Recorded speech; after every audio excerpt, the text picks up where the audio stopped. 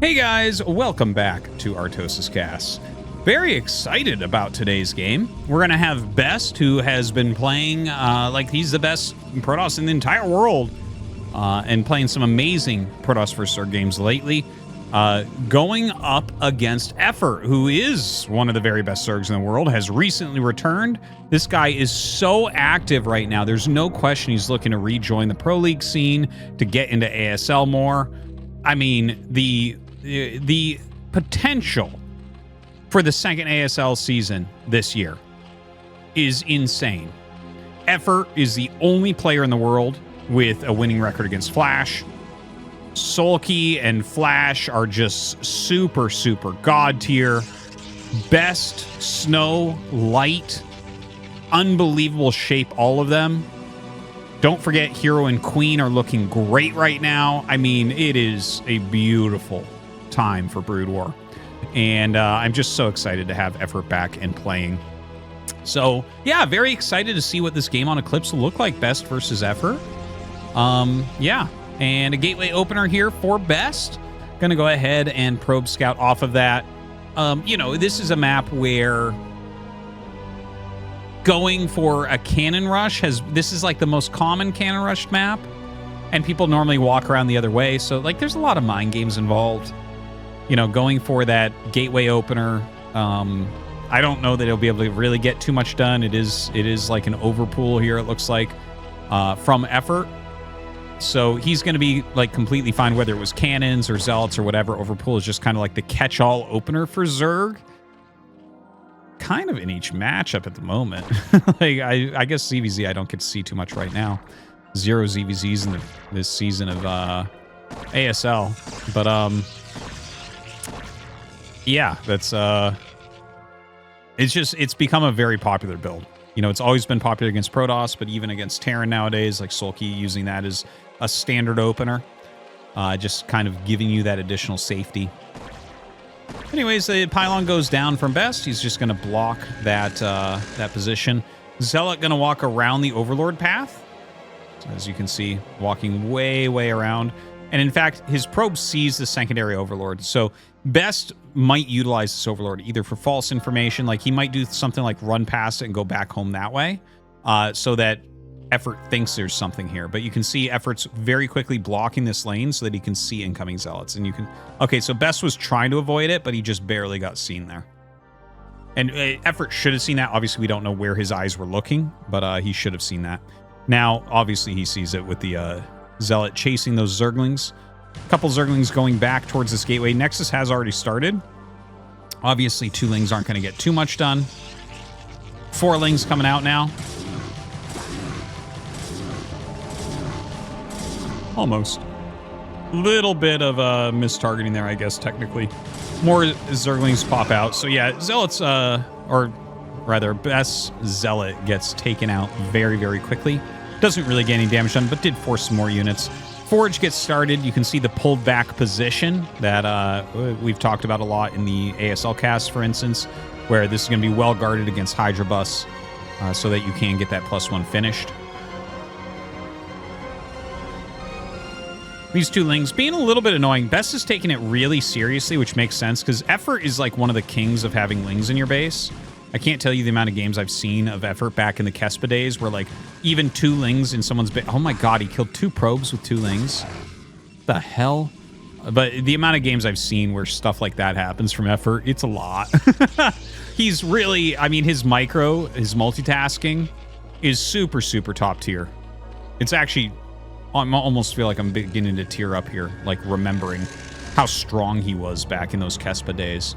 I was actually kind of friends with the manager of CJ Antis back then. I used to hang out with him quite a bit. Shout out to Sean O. But he was like selling me on Effort very early on, and just how strong he was. Like he was basically, everyone's like, yeah, this is the next Jaedong right here.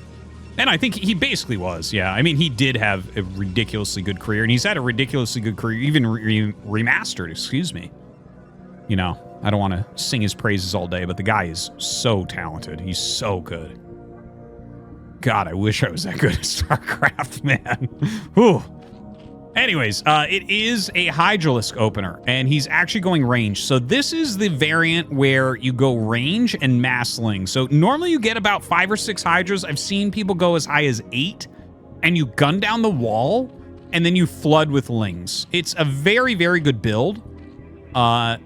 It's not actually as high win rate as just a regular Hydra bust, but it's like easier to conceal because you have a lot of Lings.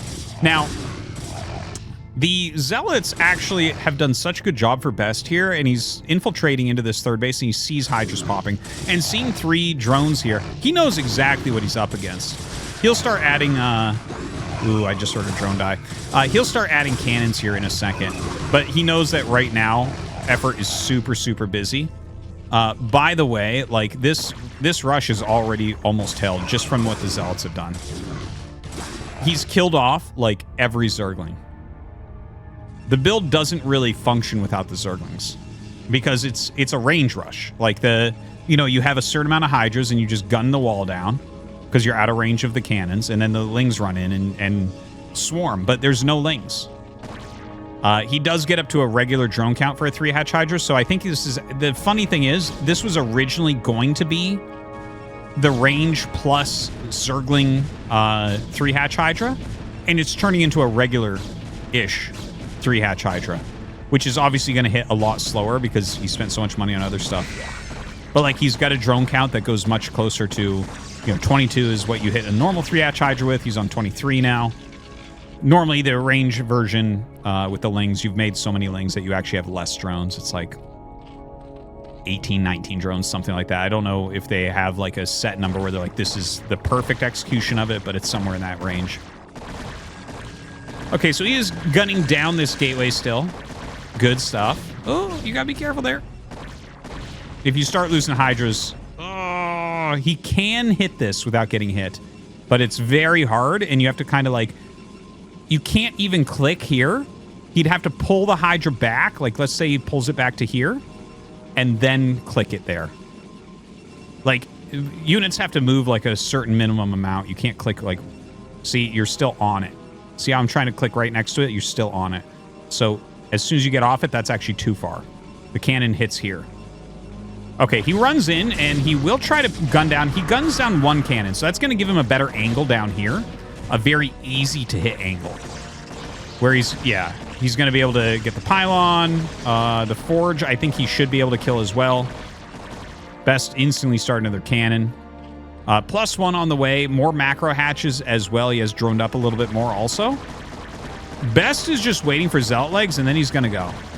In fact, maybe he'll just go now because he doesn't want that +1 to end. Look at that. 33 health left, and he pushes it back. Okay, speed is done. That is a hell of a lot of Zealots. Effort SimCity is not quite good enough for this. And look, he cancels the cannon. What a dialed-in beast. Seriously.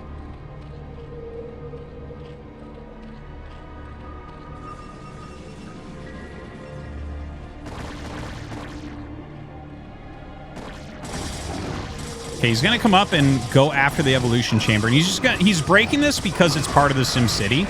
It'll actually help him on the attack way more. The drones actually came up. That's a very good drone drill to try to stop this. But his Hydralist count is pretty low. He flanks with the other Hydras, but more Zealots coming down and getting on top of them. The Zealots are like, they are so tanky here.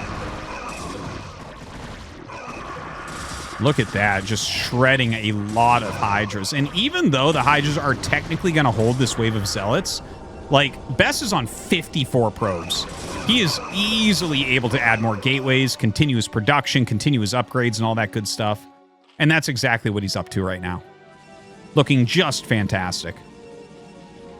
Dude, Best is so dialed in right now. I love to see it. He is honestly one of my very favorite players, more so than even most Terrans. He is just, what a great player to watch. Such a fun player. All right, gonna move back down the ramp. These 4 Zealots are gonna get dealt with pretty quickly. Like, he's actually got a decent amount of Hydras now. Right now is the moment for Best to just run around with the Zealots to keep the Hydras at home and set up back at his own base. Oh, he's actually taking a 3rd base. I actually didn't expect that here.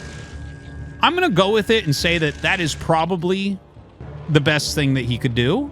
But actually, in my mind, what I was thinking was like, okay, you should just mass up, you know, to your like 7-8 gates and make a really big army, because it feels to me right here like the only thing that Effort can really do is mass Hydra. I don't think that there's room for a Mutalisk switch. I don't think that there's room to make this into a lurker game. I think he has to basically mass Hydra and try to kill best. So whenever I see something like that, I'm like, yeah, you just add your production, get your units out, and you'll crush it. Right? Because you're just so far ahead economically. But he's taken the third base. So, I mean, I have to defer to best here. I'm not really that much of an expert in PvZ. But yeah, in my opinion, I would have, if you asked, like, Coach Artosis, what do I do here? I'm like, get up to your 8 gates and just make a big army and then take your third. So here comes the Hydra attack. And throws, ooh, that's a good dodge from Effort. Throws a couple storms on, that was a bad storm. Okay, I guess Effort wins. GG. Well, that's...